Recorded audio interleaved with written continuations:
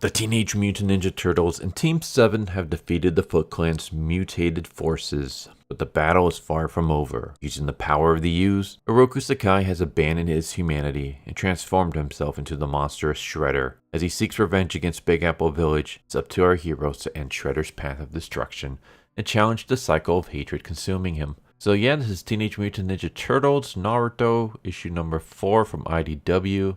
This is the final issue of the series.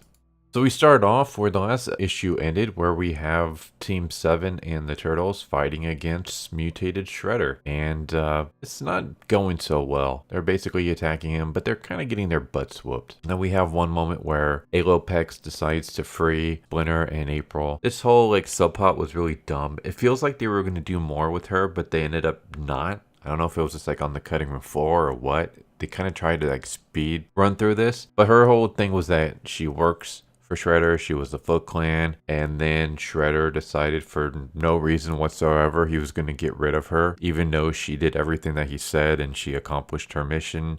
He was just like, yeah, we don't want mutants anymore, despite the fact that he's using an ooze to turn himself into a mutant. So yeah, the whole plotline was dumb. It basically just feels like it was just an excuse to have her there for, I don't know, maybe we needed a Jenica type of character and we needed someone to free Splinter and April. It was dumb.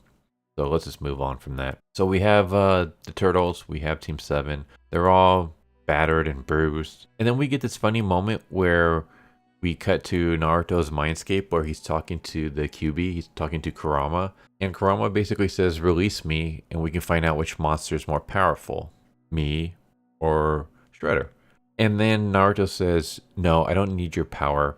I fight to earn my own strength, and I decide how to protect my friends.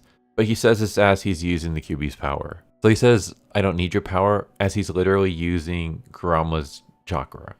So he is using Kurama's power right here.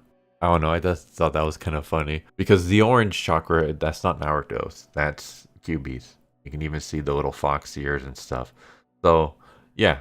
He's literally using Kurama's powers. And then Shredder gives his origin story, but it's kind of dumb.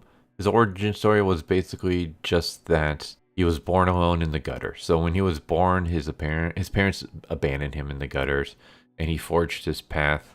He would live beholden to no one, taking whatever he wanted.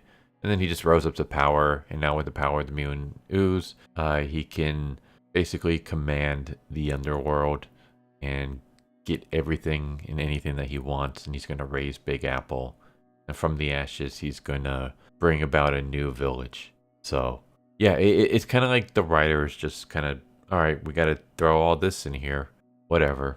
Naruto does this talk no jutsu where he says that that's dumb. A lot of us were born alone, but nobody survives without some help. We need our friends and family. That's how we get stronger and stuff, which is basically the gist of Naruto, but it's kind of funny in the sense that the theme is that you're stronger when you're fighting for someone that you cherish. Naruto kind of learns this when he fights Haku. Haku is the one that kind of teaches him this lesson in the manga.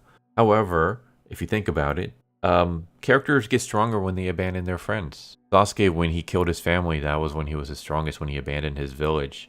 But then when it turns out that he was actually working for the village and he's actually trying to fight for his family, that's when he gets killed. Sasuke gets strongest when he leaves the village and abandons them. And he joins with Orochimaru and then later forms his own group. That's when he becomes the strongest, but when he abandons his friends and family and village.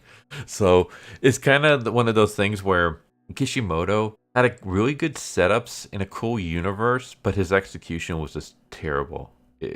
Some of you might disagree with me. I have a love-hate relationship with Naruto. I think the execution of Naruto was really terrible, but I think there's a lot of cool ideas there that just they weren't executed well, and it just kind of really goes against beliefs and stuff. Like another one was that you can fight against fate. That's something that Naruto learned when fighting Neji, is that you can fight against fate. There is no such thing as fate. You make fate whatever you want it to be.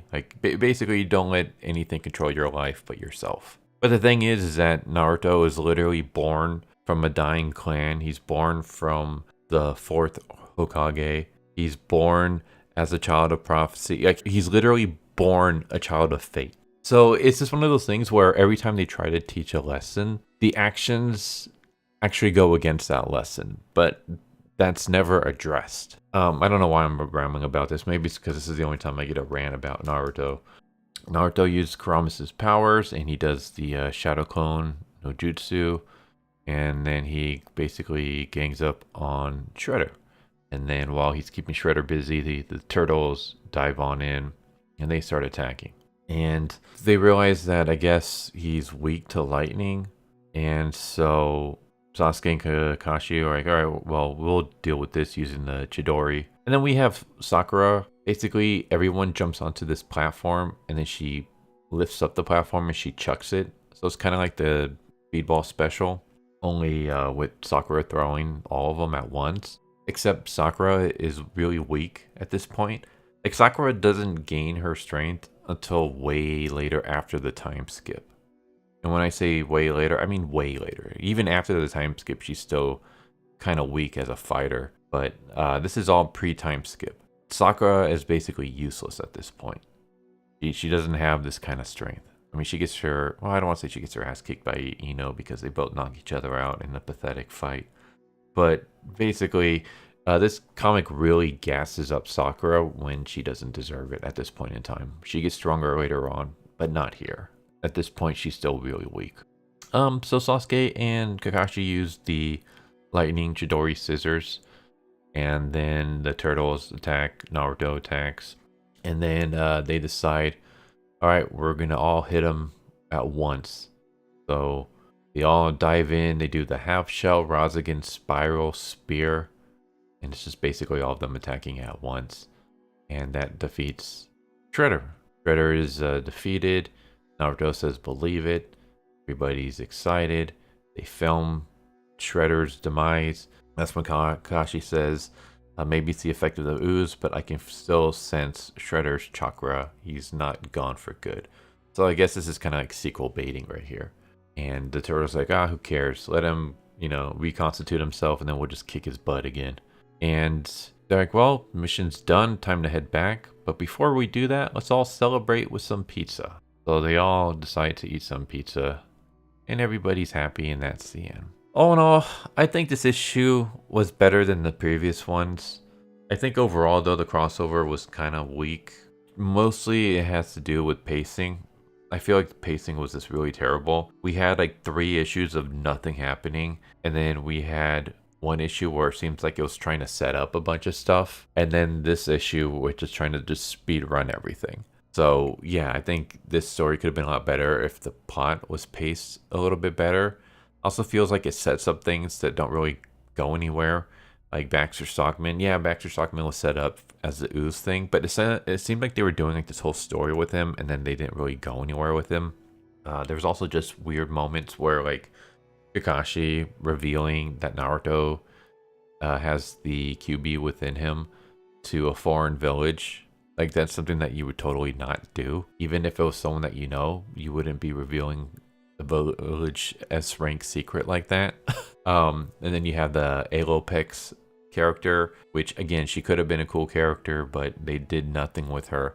And then it felt like this final issue was, well, this final issue and the previous issue, it felt like they were trying to do something with her. But it doesn't really work because it just feels like it comes out of nowhere. The artwork, though, is awesome. I really enjoyed the artwork.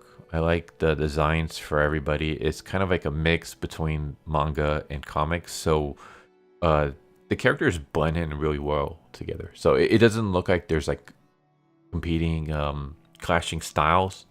Naruto looks like he fits with the turtles. The turtles look like they fit with Naruto and the characters. So artwork, I think, is great. Fight scenes are cool.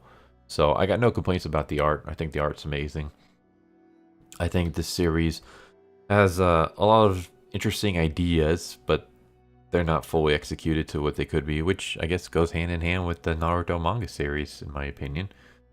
So yeah, all in all, I was kind of disappointed with this. I thought it could have been a lot better. It wasn't terrible, though. Like, I thought it was going to go one of 2 ways. I thought it was either going to be really entertaining, or I thought it was going to absolutely suck. It's neither. It wasn't super entertaining, but it didn't suck either. I would say it's pretty mid. It's average. If you're a huge Turtle fan, then sure, pick it up. If you're a Naruto fan, then sure, pick it up.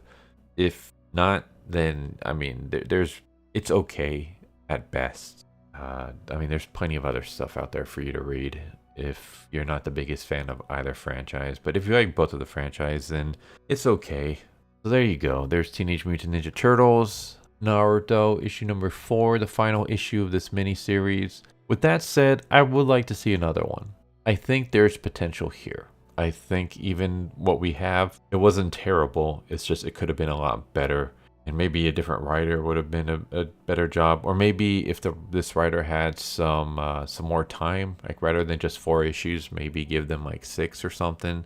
Because like I said, there's a lot of interesting ideas here. It just feels like they weren't fully executed. Maybe time constraint. Then again, I also felt like the first 3 issues was pretty much really slow. So I think maybe if there was a better editor there to kind of like make things just be a little bit more faster, that things would have flown a lot better. You can condense like the first 2, maybe 2.5 issues into 1 issue, and then that would give you more time to expand upon other things and other subplots that didn't really go anywhere. But yeah, I'm kind of rambling at this point. There you go. Hope you enjoyed the video. Hope to see you next time. Take care. Later. Thank you for watching my video. I hope you enjoyed it. If you didn't, I still want to thank you for watching it this far, and I hope the next one is more to your liking. With that said, thank you once again, and I hope you guys and gals have a good one. Later.